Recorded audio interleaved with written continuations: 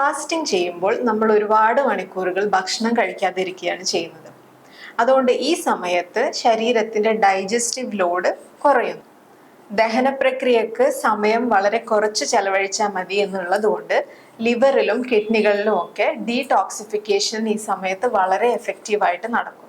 അതുപോലെ തന്നെ ഫാസ്റ്റിംഗ് സമയത്ത് കോശങ്ങളിൽ, അതായത് സെല്ലുകളിൽ ഓട്ടോഫാജി എന്നൊരു പ്രോസസ്സ് കൂടി നടക്കുന്നുണ്ട്. അതായത് ഡാമേജ്ഡ് ആയിട്ടുള്ള പ്രോട്ടീൻസും സെൽസും ഒക്കെ ശരീരം ബ്രേക്ക് ഡൗൺ ചെയ്ത് പുറത്തേക്ക് തള്ളുകയാണ് ചെയ്യുന്നത്. ഒരുതരം റിപ്പയർ പ്രോസസ്സാണ് ഇത്.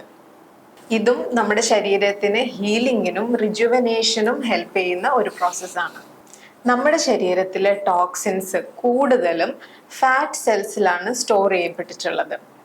ഫാസ്റ്റിംഗ് സമയത്ത് ഫാറ്റ്സ് ബ്രേക്ക് ഡൗൺ ആവുന്നു എന്നുള്ളത് കൊണ്ട് ഈ ടോക്സിൻസ് മിക്കവാറും എല്ലാം വേർപ്പിലൂടെയും ബൈലിലൂടെയും മൂത്രത്തിലൂടെയും ഒക്കെ ശരീരത്തിൽ നിന്നും എലിമിനേറ്റഡ് ആവും. ഇങ്ങനെയൊക്കെ ശരീരത്തിലെ ടോക്സിൻസ് റിമൂവ് ചെയ്യപ്പെടുന്നത് കൊണ്ടാണ് ഫാസ്റ്റിംഗ് ഡീടോക്സിഫിക്കേഷന് ഹെൽപ്പ് ചെയ്യുന്നു എന്ന് പറയുന്നത്.